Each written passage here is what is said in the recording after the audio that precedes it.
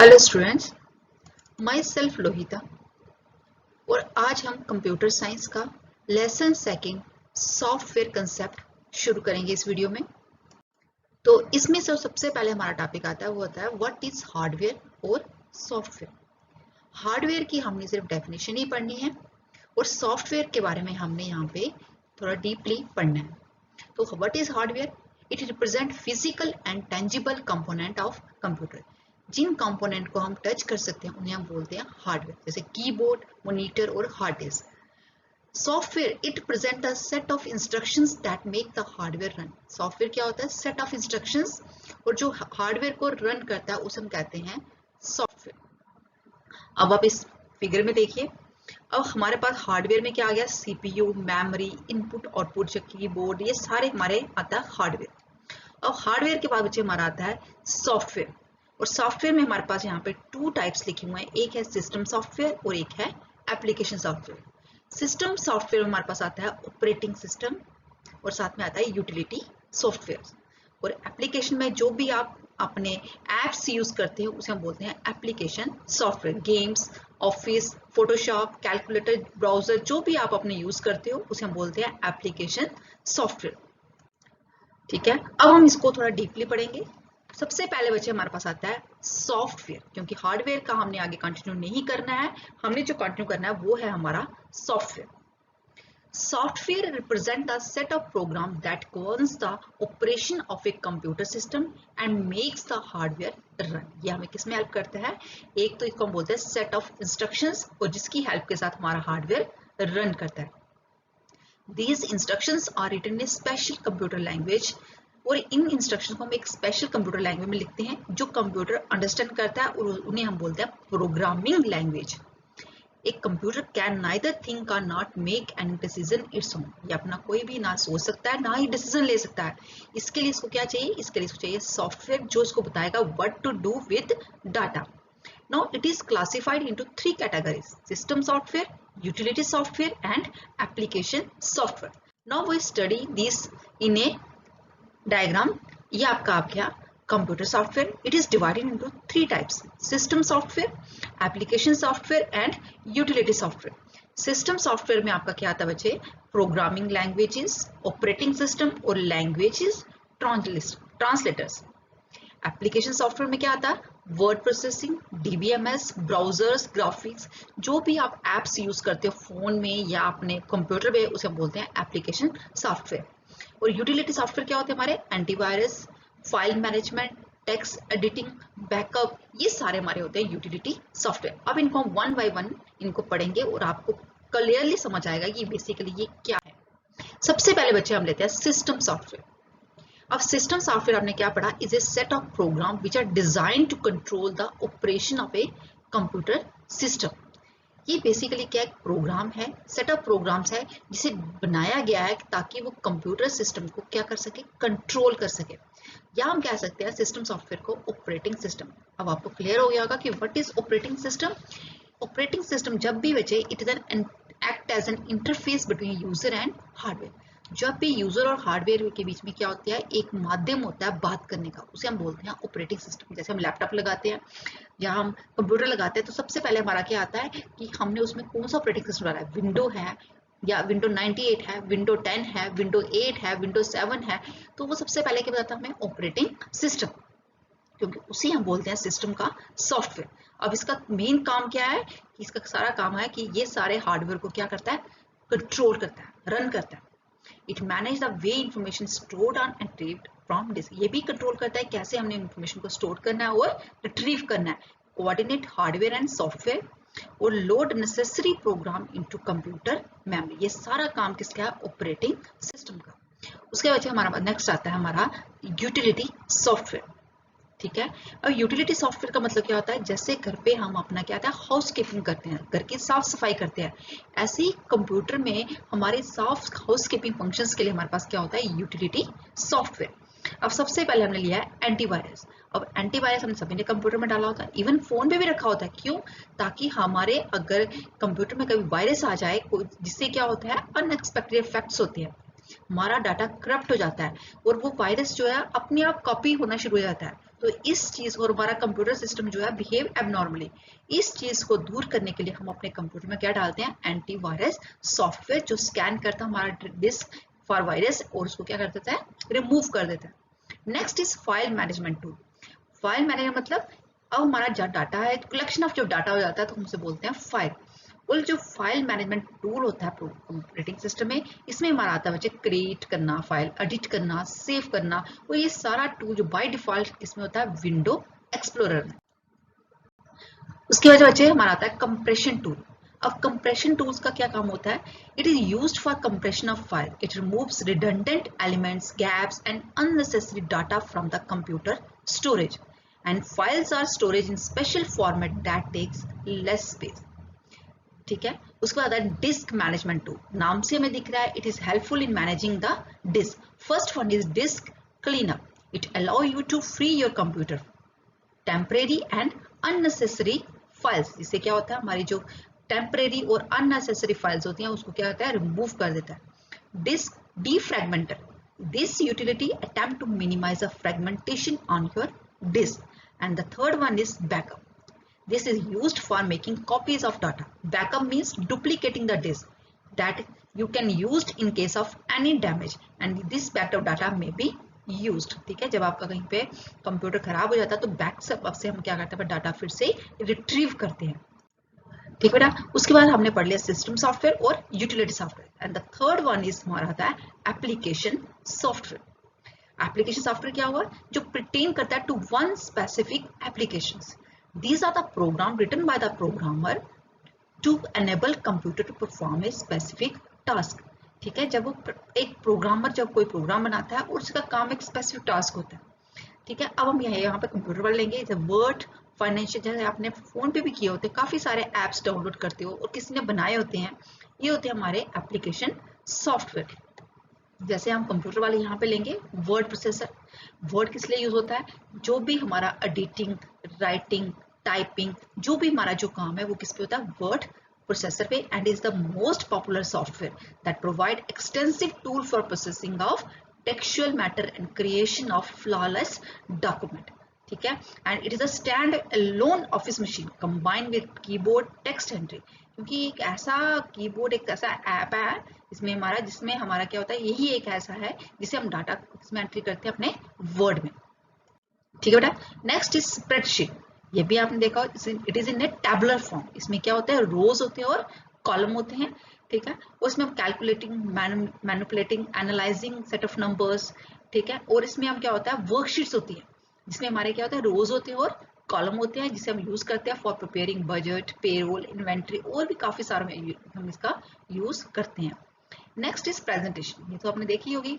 It enables the user to create and present information to large number of people.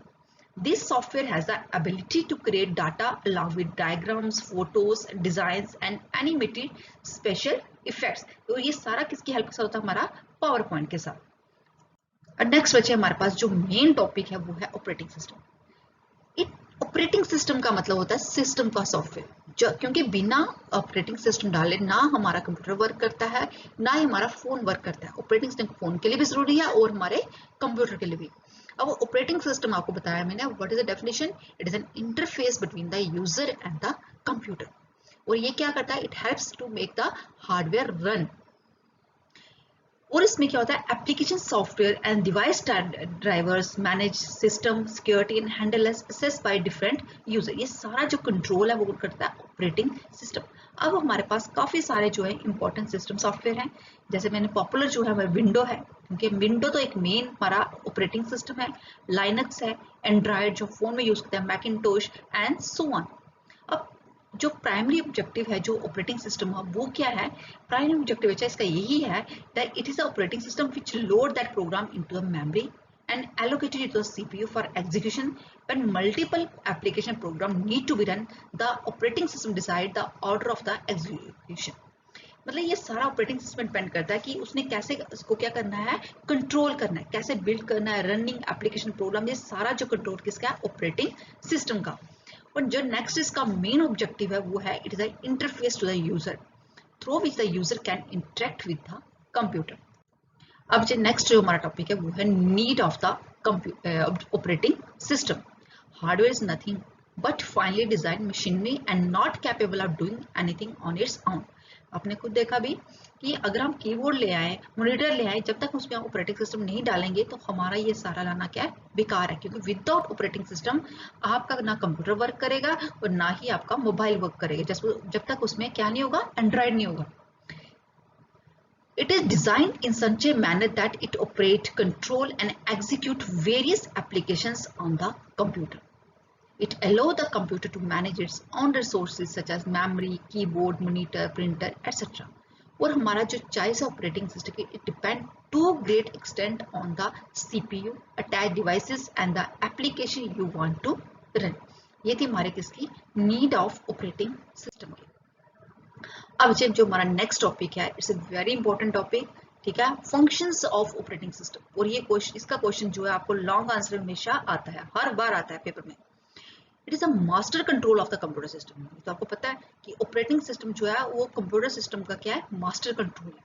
अब हमारे पास क्या होता है, different types of memory functions of operating system है, जिसमें आता है memory management, device management, processor management, security, error detection, coordination between software and user, job accounting, file. ये सारे क्या है, इसके फंक्शंस हैं ऑपरेटिंग सिस्टम के। अब इनको वन बाय वन डिफाइन करेंगे, सभी नहीं लेंगे लेकिन जो इंपॉर्टेंट है वो हम पढ़ेंगे।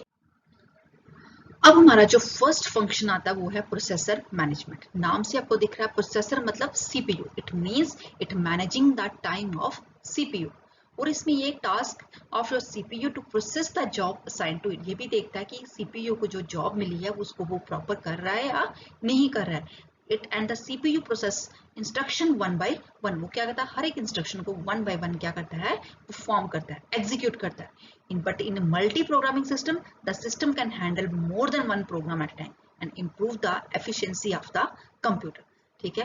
और ये सारा जो क्या होता है कि जो इनपुट और आउटपुट होते हैं इनमें आपस में अगर तालमेल रहता है कि इनपुट दे रहा है और आउटपुट हमें दिखा रहा है, लेकिन कभी कभी जब इनमें तालमेल नहीं रहता तो हमारा सीपीयू आइडल हो जाता है। और इसी चीज को अवॉइड करने के लिए हमारे पास क्या आता है, जॉब शेड्यूलिंग आता है। जॉब शेड्यूलिंग का मतलब होता है कि कैसे इसने देखना है कि कौन सी जॉब की प्रेफरेंस है उसको पहले करना है और जिसकी नहीं है उसको बाद में करना है। नेक्स्ट बच्चे हमारे पास आता है मेमोरी मैनेजमेंट।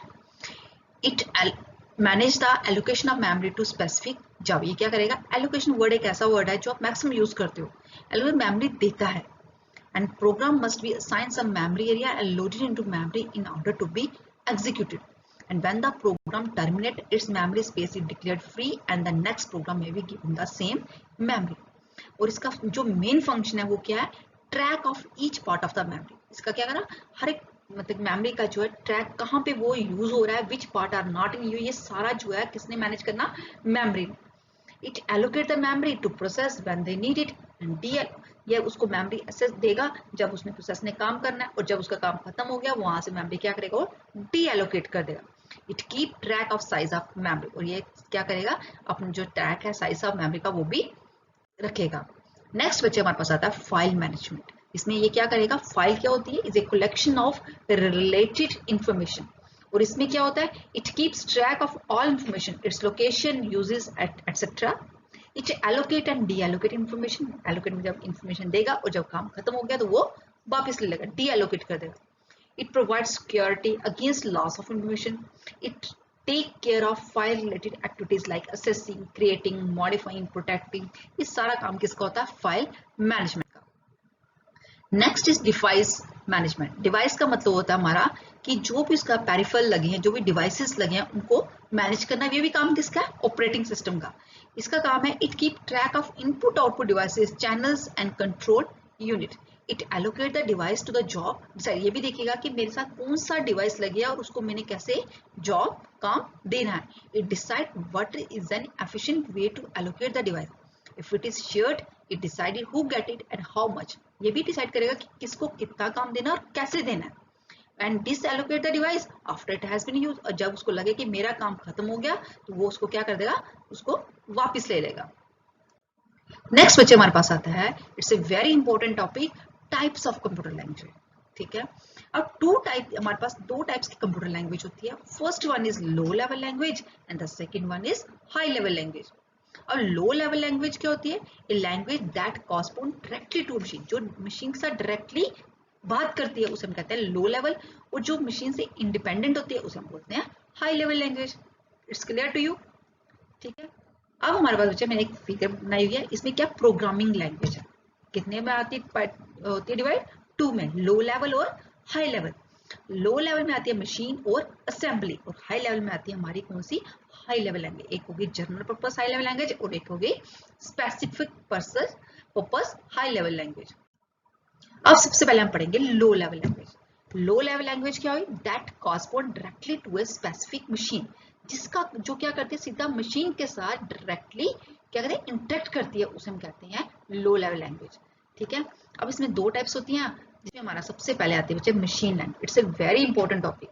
अब मशीन लैंग्वेज क्या होती है? आप सबने पढ़ा हुआ है कि जो हमारा कंप्यूटर है, इसको हम जो भी लिखते हैं इसको कोई समझ नहीं आता, क्योंकि इसको एक ही चीज समझ आती है, वो है 0 और 1, बाइनरी डिजिट, जिसे हम कहते हैं मशीन लैंग्वेज। तो इसको यही लैंग्वेज आती है जिसे हम कहते हैं मशीन लैंग्वेज, क्योंकि इसमें क्या होता है? It's the first type of programming language to be developed, and it is basically the only language that a computer can understand. ठीक है। and manufacture design a computer to obey just one language. It's machine code which is represented inside the computer by a string of binary digits, जिसे हम कहते हैं 0 और 1। ये है हमारा क्या? Machine language. ठीक है। अब इसके एडवांटेजेस क्या है और डिसएडवांटेजेस क्या है? Firstly we take advantages. It makes the computer faster. Naturally अगर कंप्यूटर को जो लैंग्वेज समझ आती है, अगर हम उसी में उसको प्रोग्राम दें तो इससे हमारा काम क्या हो जाएगा? फास्ट होगा। ठीक है। No translator is required. अगर हमारा जो है हम लिख भी रहे हैं 0 1 में प्रोग्राम और वो चला भी रहा है 0 1 में, तो हमें लगता है कि किसी भी ट्रांसलेटर की जरूरत हमें नहीं है। ठीक है। It is directly understood by the computer, और कंप्यूटर इसको डायरेक्टली क्या करता है? अंडरस्टैंड करता है। नाउ नेचुरल इसके एडवांटेजेस तो हैं, लेकिन हम 0 1 में इसको नहीं लिख सकते हैं। ठीक है। All operation codes have to be remembered, क्योंकि इसके हमें सारे ऑपरेशन कोड याद करने पड़ेंगे। It is hard to find error in a program as it is written in machine language. वो मशीन लैंग्वेज का पहले तो हमें पढ़ा ही नहीं जाएगा, लेकिन अगर हमें अब पता भी हो तो भी इसलिए it is very difficult to find error in the machine language program. It is hard to amend. अगर हम इसको अमेंड करना है, थोड़ा सा मॉडिफिकेशन लगाना है, it is very difficult to amend the program. Next बच्चे हमारे पास आती है असेंबली लैंग्वेज। 3 लैंग्वेज है, it's a very important language. Next कौन सी है? असेंबली। मशीन लैंग्वेज तो हो गई 0 1, जो कंप्यूटर ही समझ सकता है और लिख दिया वैसे रखना है, लेकिन उसको हमने समझना क्या है? मुश्किल है प्रोग्रामिंग लैंग्वेज। ठीक है। अब नेक्स्ट हमारी असेंबली लैंग्वेज। असेंबली लैंग्वेज ने थोड़ी इंप्रूवमेंट की, किससे? मशीन से। इसने कहा कि हम ठीक है, अब कंप्यूटर तो 0 1 ही समझेगा, लेकिन अब उसको हम क्या देंगे? असेंबली लैंग्वेज में देंगे। असेंबली लैंग्वेज होती है मैनीमोनिक्स। मैनीमोनिक्स होते हैं शॉर्ट फॉर्म, जैसे एडिशन के लिए ऐड, सब्ट्रैक्शन के लिए सब, स्टार्ट के लिए START, लेबल के लिए कुछ और, ऐसे इसमें क्या है? मैनीमोनिक्स होते हैं। हम इसमें जो प्रोग्राम लिखते हैं with the help of this mnemonics. लेकिन हमें यह भी पता है कंप्यूटर को तो क्या समझ आता है? 0 1। तो नेचुरल अब इन मैनीमोनिक्स को कन्वर्ट किसमें करना है? 0 1। तो इसमें हमारा जो है क्या लगता है? एक कन्वर्टर लगता है, ट्रांसलेटर लगता है, जो क्या करेगा? असेंबली लैंग्वेज को कन्वर्ट करेगा किसमें? हमारे 0 1 में। It's clear? ठीक है बेटा। उसके बाद हमारा जो नेक्स्ट है वो है हमारा high level language. High level language uses format that are similar to English. They are designed to be used by the programmer that are referred to as closer to humans। क्योंकि इसमें क्या होता है? इसमें जो डिजाइन जो programmer लिखता है, प्रोग्राम लिखता है, वो क्लोजर टू ह्यूमंस होता है, क्योंकि वो हमारी लैंग्वेज में होता है, सिंपल इंग्लिश लैंग्वेज में होता है। Programming style and context is easier to learn and implement than low level language, and the entire code generally focus on the specific program to be created. और बड़ी बात है, it's a user friendly and the computer independent of computer hardware architecture, क्योंकि इसको अंदर computer के hardware से कोई लेना देना नहीं है। ये तो एक यूजर फ्रेंडली है, क्योंकि इसको आराम से हम लिख सकते हैं और समझ सकते हैं। ठीक है बेटा, ये हमारा हाई लेवल लैंग्वेज। अब इसकी एडवांटेजेस क्या क्या? अब नेचुरल ये यूजर फ्रेंडली है। अगर यूजर फ्रेंडली है, easy to write, debug and maintain, provide higher level of instruction from machine language. अब ये है कि मशीन लैंग्वेज से क्या है? ये अलग है। ठीक है। It is machine independent language, क्योंकि इसको मशीन के साथ कोई काम ही नहीं है, मशीन से ये इंडिपेंडेंट लैंग्वेज है, इजी टू लर्न है, लेस एरर प्रोन है, easy to find, debug errors, high level language result is better than programming productivity। अब इसके एडवांटेजेस तो काफी सारे हैं, लेकिन कुछ इसके डिसएडवांटेज भी हैं। अब ये डिसएडवांटेज क्या है इसकी, अब कंप्यूटर को तो 0-1 समझ आता है, तो नेचुरल अगर हमने हाई लेवल लैंग्वेज में लिख रहे हैं तो हमें क्या चाहिए, हमें इसको कन्वर्ट, एक ट्रांसलेटर चाहिए जो क्या करेगा, कन्वर्ट करेगा हाई लेवल लैंग्वेज को किसमें, हमारी मशीन लैंग्वेज में। ठीक है बेटा। अब जो हाई लेवल लैंग्वेज हम प्रोग्राम लिखते हैं उसे हम बोलते हैं सोर्स कोड, और जो हम कन्वर्ट कर देता है वो होता है जो ट्रांसलेटर। ठीक है। और उसको कन्वर्ट करके जो हमें मिलता है वो होता है हमारा मशीन कोड। ठीक है। और high level program are comparatively slower than the lower level program. क्यों? क्योंकि बेसिकली बच्चे हाई लेवल प्रोग्राम बनाने के लिए हमें फिर एक ट्रांसलेटर चाहिए, फिर वो कन्वर्ट करेगा, ठीक है, वो फिर हमें देगा 0-1 में कन्वर्ट करेगा, फिर हमें रिजल्ट देगा। लेकिन लो लेवल में ऐसा नहीं होगा, वो 0-1 में लिखेगा और उसको कोई भी ट्रांसलेटर की जरूरत नहीं होगी, इसलिए हमारा लो लेवल जो प्रोग्राम होगा वो फास्टर होगा as compare to high level language. लेकिन उसका कोई फायदा नहीं, क्योंकि उसमें हम कोई भी कम्युनिकेट नहीं कर सकते थे, इसलिए। ठीक है। नेक्स्ट हमारे पास आता है लैंग्वेज प्रोसेसर। ये भी उससे मिलता जुलता टॉपिक है जो मैं आप भी पढ़ के आए। A programmer prefer to write their program in high level, क्योंकि हम लोग जो भी प्रोग्राम लिखते हैं वो किस में लिखते हैं, हाई लेवल लैंग्वेज, जो कंप्यूटर को समझ आता है। ठीक है। क्योंकि हमें मशीन लैंग्वेज समझ नहीं आती है, मशीन लैंग्वेज सिर्फ कंप्यूटर को अंडरस्टैंड कर सकता है, इसलिए हम जो भी प्रोग्राम लिखते हैं वो किस में लिखते हैं, हाई लेवल लैंग्वेज, HLL। और ये हाई लैंग्वेज प्रोसेसर होता है, it's special type of software. ठीक है। जो क्या कन्वर्ट करता है किसको, सोर्स कोड। अब अच्छा सोर्स कोड क्या हुआ, आपको मैंने अभी बताया कि हाई लेवल लैंग्वेज हम प्रोग्राम लिखते हैं उसे बोलते हैं हम सोर्स कोड।